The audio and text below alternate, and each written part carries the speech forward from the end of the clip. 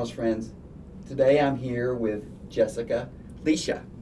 And Jessica is a yoga instructor in Lexington, Kentucky. And before we, off camera, she told me she is a fascia nerd. And I have never met a fascia nerd. So I'm happy to talk to you today about fascia and how you work with people, individuals with their problems, and also the classes that you teach. So welcome. Thank you. Thank you for having me. Let's talk a little bit about your yoga studio, your class that you have. You teach here in Lexington, Kentucky. What's the name of your studio? Radically Rooted. Radically Rooted. Great name for it. And you teach classes every day? You teach every day? Okay. You have a website? Yep, liveradicallyrooted.com. All right. We'll link that in the description below so that people interested in coming to see you can find you easily. Great. So let's talk a little bit about what you do.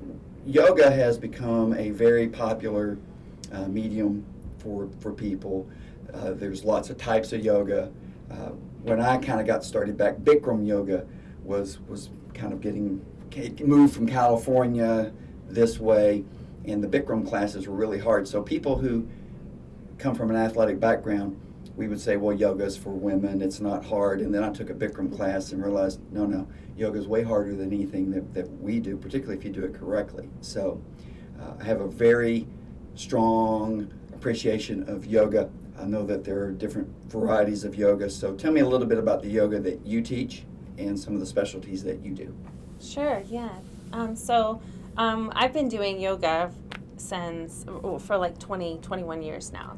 And so it's been very helpful for a lot of different things, ailments that I've had throughout the time. But then it came to a point where I was having back pain frequently, and that I then had to change the way I practice yoga. And also I suffered from depression, and so I started to learn a lot about the fascial system and how it's connected to the nervous system and really all of the other systems. And so I started to learn how to engage with my feet, for example, in a particular way to like wake up the nerve cells in my feet and to lift and tone the arches and to stand in a way that my joints and everything was aligned so that tension could start to release out of my system, because the way I was practicing, I was building tension in my body, you know. So do you think the back pain was coming from your yoga? You're doing some of the yoga, do you think it was? I think that the yoga was kind of compounding, you know, there are already issues. Pre-existing.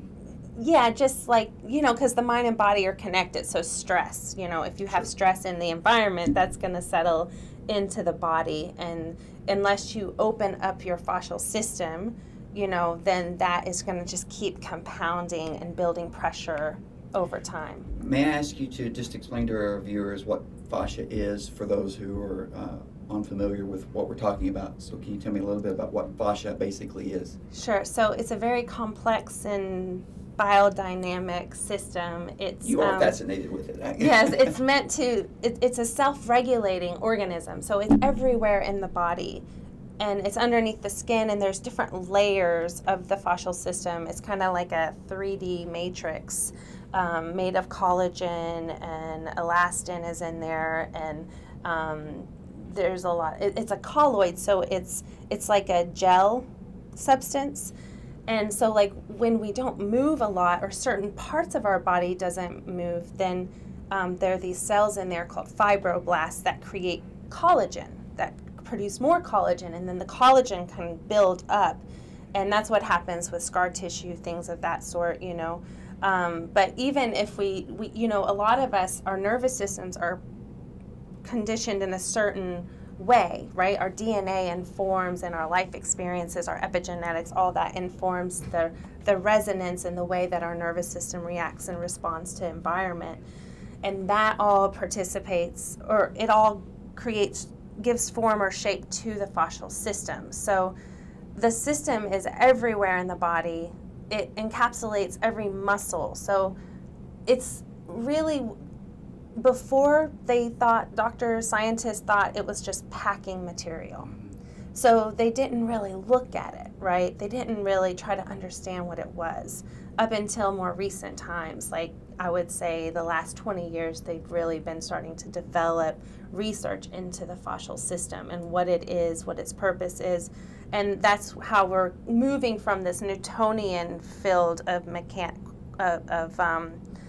physics into quantum physics, where we're learning more about the molecular level of things and all that's happening, within the system. So everything's there in the fascia, and it's what creates connectedness between, say, your big toe to your pituitary gland, right? Because there's a neural pathway that connects all the way through there.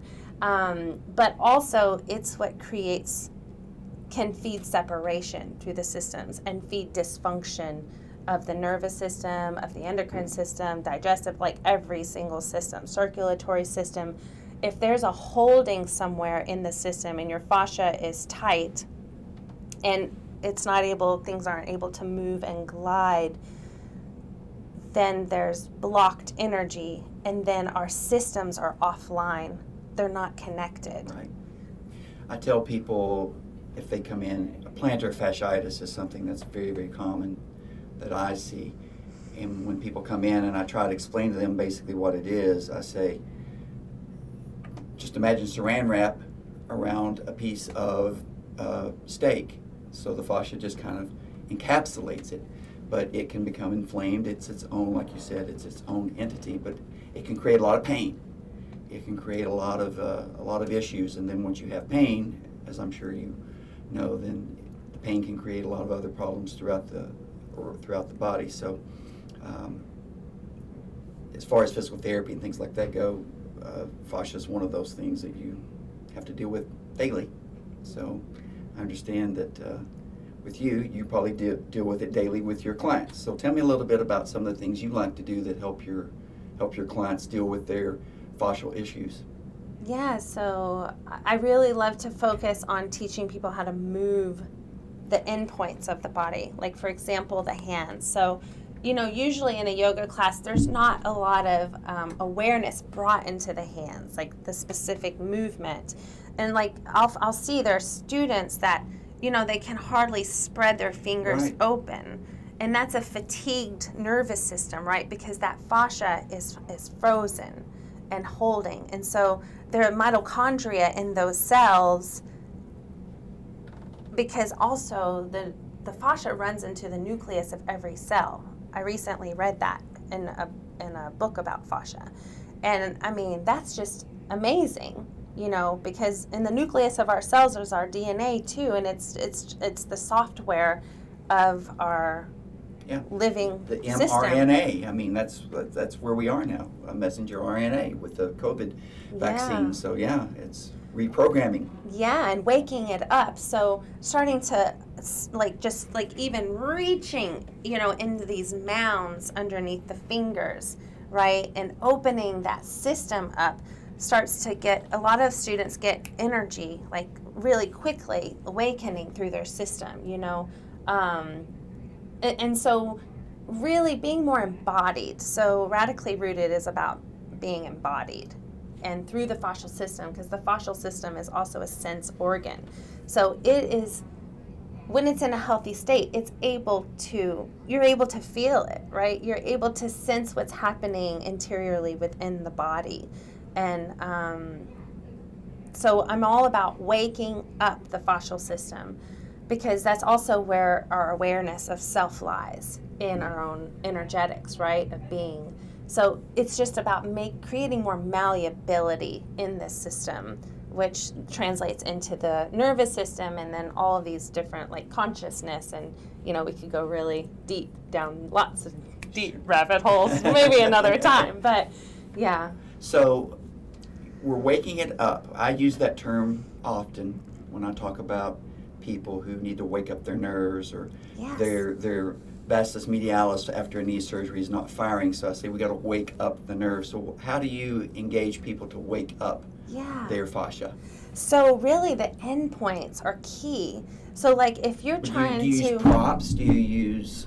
we use these therapy balls. We can use therapy balls, but also just like more like intentional movement. Okay. Of like reaching into these places let's see here. So we do a lot of movement, like say to just get energy flowing. So the joints, we move joints a lot, Okay. right? That's going to help awaken the fascia from the two different places. And sometimes people, they misinterpret when you move a joint a little bit of initial pain, but then you tell them to keep going, and the pain subsides. Is that sort of what you... Yeah, so that's the thing. The fascia, when you start to move your fascia and become more aware of it, it can be uncomfortable. Sure. Because there's so much being stored in there. There's so much stagnation, and holding. But you really want to just go through that. So I have a class called Fascial Release and Flow where we work through the whole system in a 75-minute class. And so it's about getting all the different parts of the body and systems online and integrated together, right? Is there a certain order that you go to do this? So you say you start at the end points. Do you always start at the feet and then work your way up, or do you start at the head and work your way down? Yeah, I can go from up or down, and it really just depends. Sometimes I start in the belly area, like using this ball, this soft ball. We lay on it and breathe into it.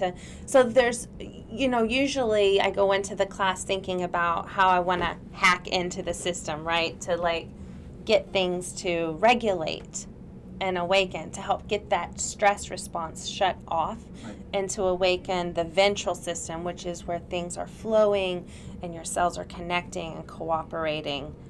But to answer your question about getting muscles to fire, for example, if you're wanting to fire into your hamstrings or your quads, in your standing poses, the more engaged you can be in your feet. So lifting and spreading the toes, connecting down from the outer and the inner edges of the feet, anchoring into the heel, waking up the mounds, big toe mound to pinky toe mound. Really, that down below is where the system is. The cells are going to start to communicate from here through the neural pathways up into the muscle. Like, you can't just be there and say, I'm going to engage here. That's the problem before. The way I practiced was that I was doing these poses, but the muscles weren't firing. So it wasn't skillful, right? It was just my body's fascia was tensioning to support me from falling over with gravity, right? But it wasn't a skillful way of being in the pose. Now I can get my pelvic floor muscles to fire through the way I engage in my feet. I can get my core muscles to fire from just standing a particular way. When you're working with a client, a lot of people have a hard time visualizing what you're trying to get them to do. Like you're trying to get them to visualize and engage a certain muscle. And it's funny, I have people who are a little bit older, and they've obviously gotten through life just fine, but when I ask them to make a certain movement, they have a hard time making that movement. How do you teach someone how to engage with a muscle or how to engage with their fascia to make a certain movement? What's your teaching method to do that? Because there's an art to doing that. Well, it's waking up the system. Right? The whole system. Or just, for example, if you're wanting them to give me an example of something that you're trying to teach. So scapular retraction. Okay, Mm-hmm. Scapular retraction is where I want them to have their arms straight and retract the scapula without bending the elbow. And most people instinctively, what they want to do is they want to do this. Okay, they want to pull their elbows back and retract the scapula. Yeah. So it's hard to say, no, I want you to keep your elbows extended and then pull the scapula back. A lot of people don't know how to do that because it's not part of their instinctual movement. And what I've said is, we're all wired a certain way. We all have the wiring, if you could just imagine wiring in an electrical box. Point A goes to point B. We all have muscles that can kind of wiggle your ear, but very few people can wiggle their ear. I can't teach you, I can't tell you how to engage that muscle to wiggle your ear, but some people have that ability. So something simple like scapular retraction, we all can do it, but it's hard for me to teach somebody how to do it. So that's an example of what I have. That's great. Thank you for sharing that. Yeah, so what's happening is the fascia is frozen, right? We talk about frozen shoulders and things like that all the time. And so tension is really freeze. Yes, so it is. those cells in that tense fascia, tense tissue, right, aren't able to receive sensory input. So by opening up the system, so I would recommend doing some arm movement, right? That's going to help open. You can see how it kind of opens up the back body. I would do movements to help clear that fascia in the back line so they can actually sense it more. Right. And feel it, and then those nerve cells can start to fire. I would, work with the system that way. I've done some of the like some tactile things where I will actually mobilize the scapula so that they can feel what the retraction should feel like, and sometimes that has helped. So mobilization of a joint is good. Do you do a lot of joint mobilization in your classes? Is that some of the things that you like to do, like with the hips and spine mobilization? Well, I find that if you are embodied in your feet, you have integrity in your foundation, the body is going to self-regulate, right? So that fascial system comes online and everything kind of mobilizes in a beautiful way all on its own. Right. So I don't really focus on cues that, fire this, fire that. I'm focusing on the feet, for example, or if you're in down dog, really getting your hands pressing into the floor, right, pulling up through the armpit, so like working from the end point up through the system, because people can't fire things. Right. Like you were saying. Well, let's talk about feet, okay? I'm a great person to talk to because I have terrible feet. They're not terrible. They just need some help in self-regulating. Well, they need lots of help. And one of the things that I have seen with patients is when you're doing trigger point on feet, it's very uncomfortable. But a lot of people, let me put myself in this category, I can't separate my toes at all. Okay? If you were to have me barefoot and say, okay, now spread your toes, nothing. When I try to spread my toes, my big toe goes up, but none of the other toes separate. So sometimes I wear toe spreaders. Excellent. Okay, just to get that feeling for it. But it's very, very painful initially, and then it gets better. But what do you do to get people, such as myself, engaging with their feet so that they can get the whole fascial system to start to self-regulate? Yeah, the toe spacers are great. I recommend doing those daily. Okay. How long? I would go up to start with 3 to 5 minutes, whatever you can tolerate, yeah, but then build a little bit more. I would do, so we do a lot in classes, threading our fingers between our toes. So we do a lot of things to like wake the feet up, right, to get it online. So squeezing and holding the heel and moving up and down to open up the back chain of the body, taking hold of the top of the foot, moving it up and down to get the front line, because the top of the foot connects fascially all the way through the front body up and through the TMJ, right? And so that's the thing. If people have TMJ issues, they need to focus on the tissues through the whole continuum, not just this area, because our bodies are like a vessel for energy to flow and move. Sure. And like my students feel energy clear out of their hands, out of their feet, out of these places. It's a radical experience, but it's our potential, right? So that's that self-regulation that's coming online and happening. So I would walk on the outer edges of the feet, the inner edges of the feet, walk on your mounds a lot, the balls of your feet. Question, because a lot of people like specific things. So the toe spreaders you recommend. How about walking with the toe spreaders? Do you have the people just lie with the toe spreaders, or do you actually have them get up and try to put weight while the toe spreaders are there? If you can. I used to wear toe spreaders a long time ago because I had a bunion removed 12 years ago or so. So but my toe spacers, I wouldn't have been able to walk because they were clunky. But I guess if you can walk, I would say maybe get in your mounds, like lift your heels and root into the balls of the feet underneath the toes. Right. You know, clearing those mounds, those tissues are powerful, because once that gets cleared, you know, that really can send communication up pretty quickly through the system. So the heels and the mounds of the feet, I would start with waking those up first.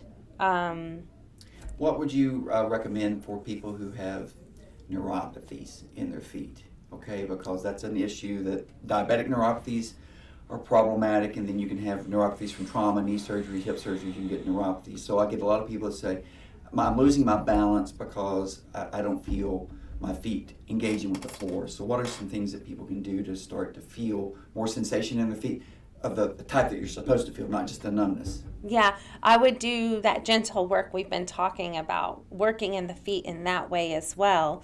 But also just hands-on massage around the ankle joint, moving the foot to get the ankle to move so that fluids can start to move down.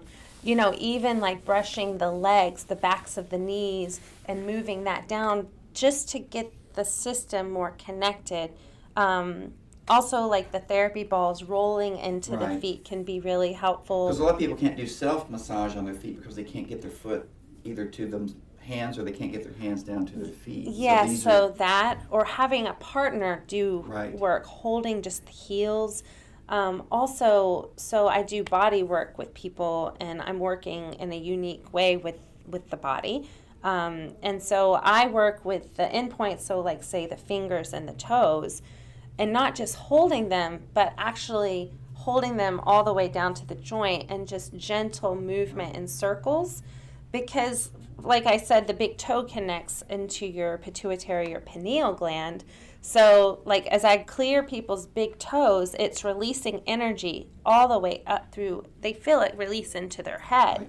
So that pathway is clearing. So doing that, too, can be really amazing for just clearing out the stagnation and getting those nerve cells to fire up through the system more. What is your opinion about vibration? So I've put people on vibration plates who have neuropathy just so that they can start getting sensation. Is that something that you think is helpful for people with neuropathies? Is it like a vibroplate or something that stimulates it in that regard? I think that can be good for the whole system, for the whole fascial system.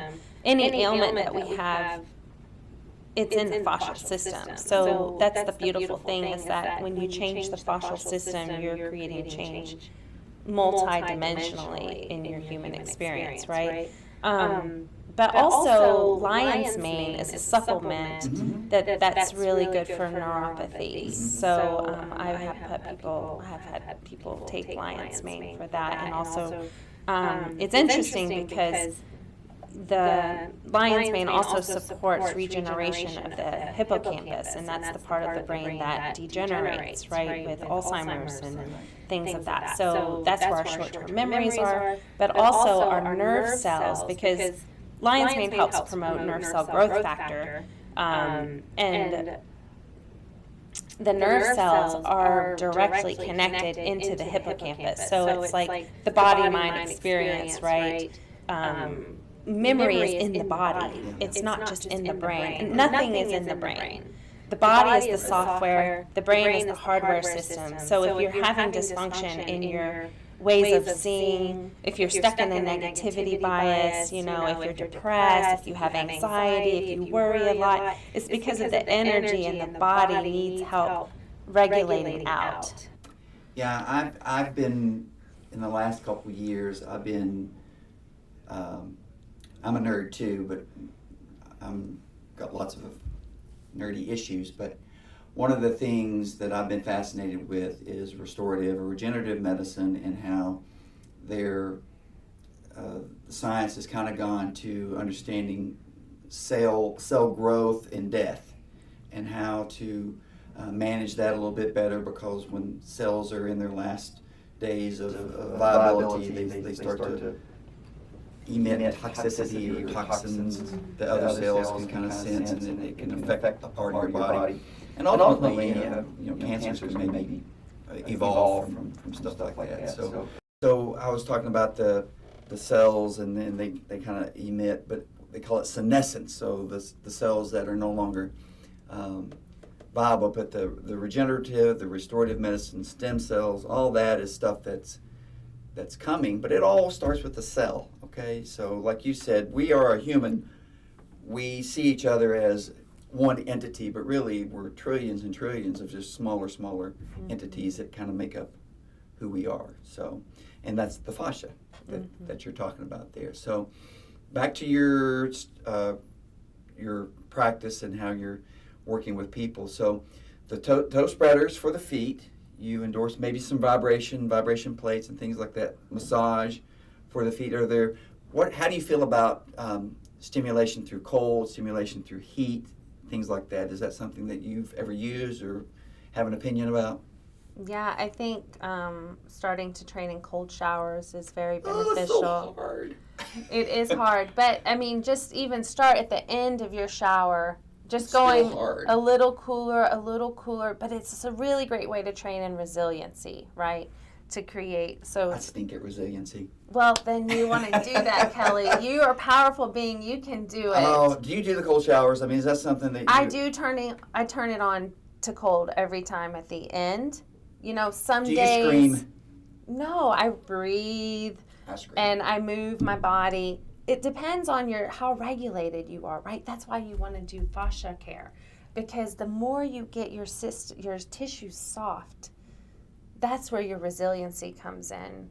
You have that malleability, right? You're not rigid in a way like, oh, I can't do that. I have to be this way, right? But you can titrate into different experiences. But the cold temperature is really great for the vascular system. I've found that if I have tension and maybe some low back pain from the tension, if I do a hot shower, it actually makes it worse. Right. Because, in the cold shower, it opens up my system and it can clear it all the way out. So that's why I promote cold showers. But I want to say, too, we have to move the tissue in the leg as well with plantar fasciitis. We can't just focus on the foot. Right. So like these balls are great for rolling the backs of the thighs, the different lines of them, the calves into the Achilles, and the front of the shins, the fronts of the legs, and then using your hands to kind of move everything to get it flushed together and integrated from like upper leg down, clearing back of the knee, all around the knee joint and the ankle joint, everything. Right. So, yeah. So I tried to get people to do a 30-day cold shower challenge, and I participated in that. And most people, after a couple of days, they said, no, I'm not doing it anymore. It's not for me. And I would have said that too after a couple of days, because I did not enjoy it. But I did do what you said, which is I got in and took basically a normal shower and then would turn it cold at the end. And I'd hoped to get to where we could do an ice bath challenge just kind of at the end where you get into an ice bath. Never made it there. Brian, did you do the cold showers? I really like it. I like the cold protocol. Okay, so I want to try it again. Yeah, go through. Give it a couple weeks. It's just so hard. And when you were talking about soft, that's me. I'm soft. I can't take it. I'm spoiled. I like, You like a certain felt experience. Yes, and the cold. It's not that. I walk around the house with an air conditioner on, and I call it my shawl. I put on a little jacket to, because I don't want to be cold, so I put this on. So I'm definitely adverse to the cold, but I know it's good. Every time I did it, I felt great. Okay, good. I felt great. So now, this means I'm stupid. See, when you know that it feels good and you don't do it, you're stupid. So that's what I am. But you want to tap into that wisdom, right? So the wisdom is doing that which you know is going to make you feel better. Mm-hmm. I know. And avoiding things that we know that make us feel bad. No. Goodbye, pizza. Yeah, cut out that gluten and dairy. Okay, so how does that affect the fascia? You can edit that out. How does the Uh-huh. diet affect the fascia? Because, obviously all your cells have to have nutrition, and they like to have good stuff, but I give it bad stuff. Yeah, so the nervous system, right? You want to look at the foods you eat. We know there are foods that cause inflammation. Yeah. Inflammation is a fight-flight response of the nervous system. So it's activating your sympathetic nervous system. It's keeping you in that state. In that state, we don't have malleability. We are stuck in a negativity bias. So I keep going back to consciousness because you have to realize that the way that we are seeing the world and ourselves and our lives is a fabrication from being in these stress responses. So it's not truth. We gotta wake up, So, yes. So gluten wreaks havoc on the gut health. It tears down the barrier, blood-brain barrier. So you get leaky gut. It's bad. So many people get so resistant when I talk about this because they don't want to give up their gluten, right? The microbiome. Another thing is the microbiome. Do they realize that microbiome outnumber human cells 10 to 1? Mm-hmm. 10 to 1. So your microbiome is informing your habits. Yeah, so there really is an alien living inside you. Yeah, and so like when you're talking about the cold shower, part of that is the microbiome in your gut that doesn't want to get regulated. Mine really doesn't. No, the microbiome, they're fierce little Yes, bastards. Can I say that? Oh, little ones. You just did. I like to call them that. But so I like to think about getting power, like soul power. I've been sugar-free for 3.5 years. Oh, my. And I went without sugar for the first year. And, I had no joint pain. I used to get knee pain from running and things. I was in the best health ever. And then so a year after I went sugar-free, I had a meal, and it had sugar in the sauce. I didn't know it at the time. 2 hours later, my knee hurts. Okay. And then that night, I have a dream about chocolate cake. I'd That does never every night. been a fan of chocolate cake. And then but I wanted that chocolate cake in my dream. Then the next day, I'm driving to the studio, and I drive past a Coca-Cola truck, and I'm tasting and smelling and feeling the fizz of the Coke. That sugar bug woke up in my gut, and it's trying. I had cut sodas out like 20-something years ago because I had cavities, and I was embarrassed when I went to the dentist. And I was like, they're like, it's the Mountain Dew, because I would drink that for breakfast and my Snickers bar. Oh, we should have been married. You're the perfect girl for me. So, in all seriousness, dysregulates. how do you help people who can't be helped, like me? Yes. I empower them. Okay. They can be helped. They can help themselves. It's about awakening soul power, right? So realizing that you're not embodying your potential, but there's another version of you. Like if you believe in the multiverse theory, I love that as a framework to just like nourish myself. Like, oh, there's a version of Jessica somewhere else that is Brian, more you're elevated. You're thrilled with this conversation. Brian's over there. He's thrilled with this. This is right down his alley. Let's talk about the multiverse, Brian. Yeah, that's where the possibilities lie, right? And we get out of this 3D matrix of like delusion here of planet Earth, right now in this I know, the Matrix year 4 is coming 2021. out. The Matrix 4 is coming out very soon. I'm very excited. So yeah, I just try to tap into these other dimensions of consciousness, right? Of like possibility for Jessica to experience. Because, I'll be honest, I used to get suicide ideation frequently because that's the way my nervous system was conditioned, right? That was my ancestral programming. Like it's been in my maternal lineage, my mom's lineage for Right. probably thousands of years. Right. And so, I've done a lot of like energy purging, like you could call them exorcisms of energies releasing. That's what the beauty of the fascia. When you open it and create the malleability, you really can heal multidimensionally. You start to tap in because those cells and the DNA, everything is more online, right? So you can become the master of your creation, of what you have been given. Well, I know that so yoga, meditation, all the types of variations of that.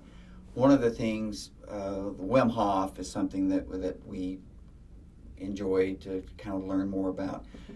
But I found that the emotional outlet that created for so many people who had never had an emotional release, all of a sudden these guys, I mean, football players, macho, they're human, and all of a sudden they're weeping when they go through this. And so that's what you're trying to say is that to release it, to purge it, and then you rebuild, right? You release it. And you then get space. Yeah, you create space, and then you can really touch into who you are.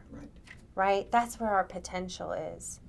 Yeah, and the breath works because of the way it moves the fascial system, right? It creates interior movement in a radical way. So I also teach Kundalini yoga classes where we're doing a lot of pranayama, different types of pranayama, and energetic movement practices to get energy to clear, right, and to awaken the electromagnetic field. I've got one more question for you. I've taken up way too much of your time, but one of the things that, so again, I understand what I'm supposed to do, and I try to impart that to some people, but how much time should we dedicate in a day to some of these practices? Because a lot of people say, well, what you and Jessica have talked about here, I get up at 8 o'clock in the morning and I've got to do this until noon before I'm finished with all this stuff. So how much time would you say we should allocate to this type of self-care per day?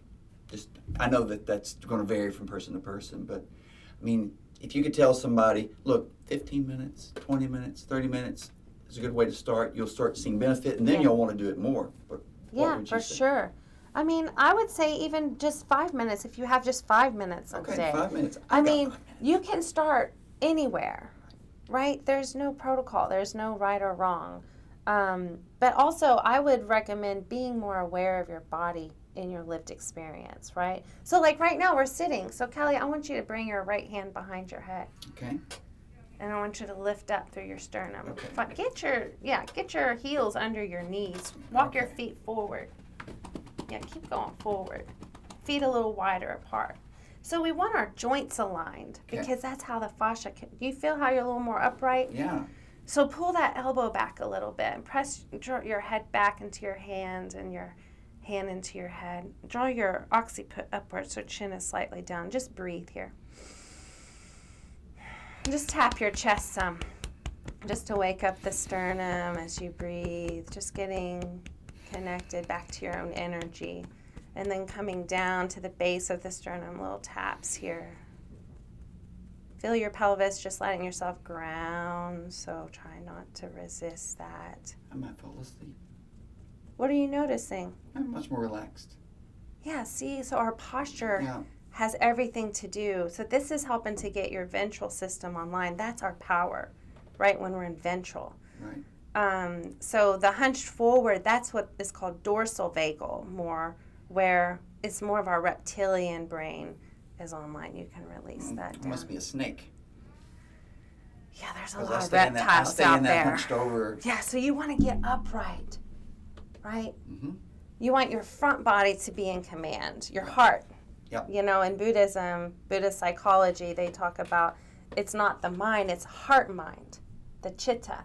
So we want our heart and to be the one communicating, because the heart actually is a brain in itself and was developed before the brain and the head in the embryo. Right. It starts with the gut, which is a brain, and then the heart, and then the brain and the head. We did a podcast with a Buddhist, not that long ago. Yeah, not that long. We tend to like those kind of people, don't we? Yeah, I would love to come back and talk more about that too, because Yeah. I can meditate some days up to 3 hours. So Oh, you should go. He has a great spot. Yeah, and the it's Furnace Mountain. beautiful place up there. Just neat. And who would have ever known it? yeah, I guess that's the people that beautiful. were going knew it, but we didn't know it. Okay, Jessica. So Brian and I are going to come to one of your classes. Yes. Okay, we're going to join the multiverse. Yeah, we And can even do a private together. And you've got to really get out all your tools for us because we're a mess. But I want to thank you very much for coming. I think we learned a lot today, and hopefully we can do this again and get deeper into the weeds than we got today. Yes, for sure. Thank you so much for having me, Kelly. Thanks, See you next Brian. time. Thank you very much.